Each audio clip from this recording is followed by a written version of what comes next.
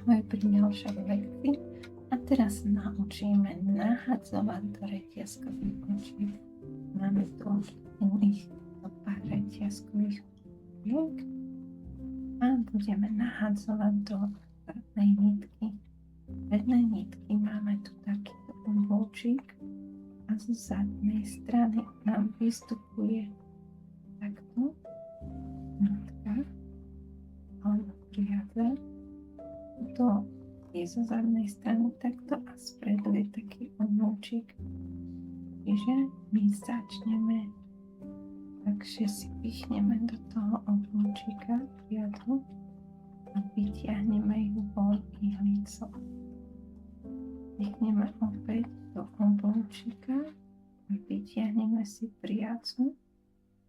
Znova sa pichne do obloučika, vytiahne sa priadza a zo spodu na tieto krásne Včka alebo oblúčik bude krásne vidieť.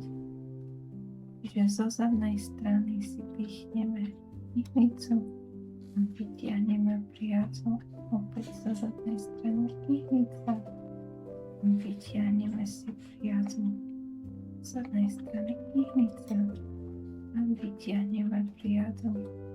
Ono to nie je dobre s ihlicou, môže si pomôcť s háčikom.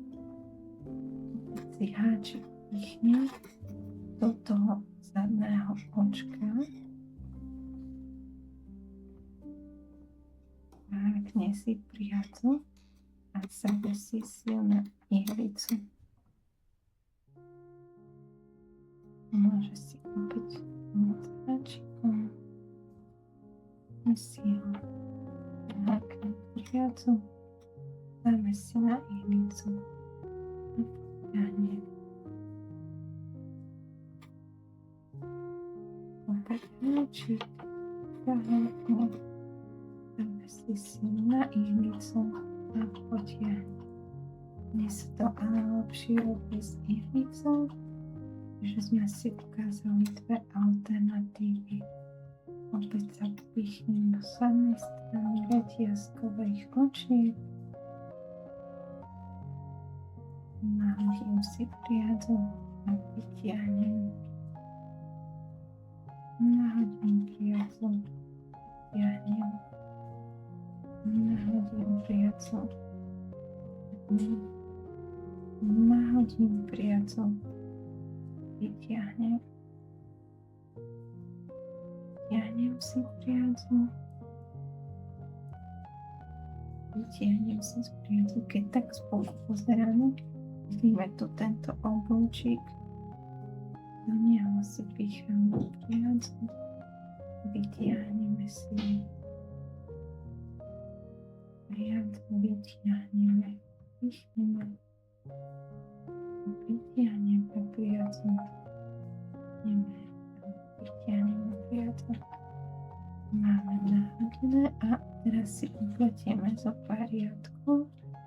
Vidíte, ako to bude vyzerať. No, máme zo spodu také pekné Bčka. Môžete vidieť. Si zoberiem ihlicu. A urobíme si páry riadkov. Tak. Robím prvý riadok matky.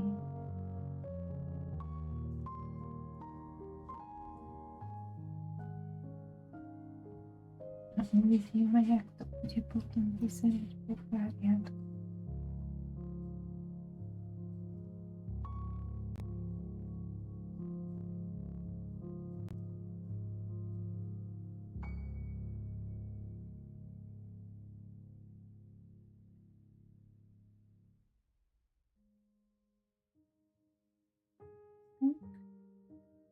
Znovu sa prehodíme, otočím si prácu a opäť si robím hladké očka aj z opačnej strany.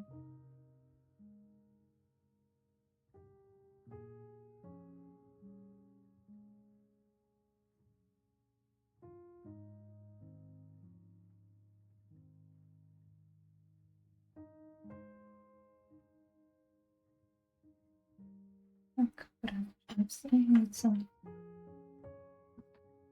A teraz vidím, že tuto z tejto strany mám krásne béčkové očka. Drží si to svoju pružnosť a tvár. Nekrúti sa to, že toto môžete takto nahádzovať vtedy, keď chcete, aby to bolo pevné, nenaťahovalo sa to, nesťahovalo sa to a držalo si to svoj tvar. Z druhej strany to vyzerá zase takto.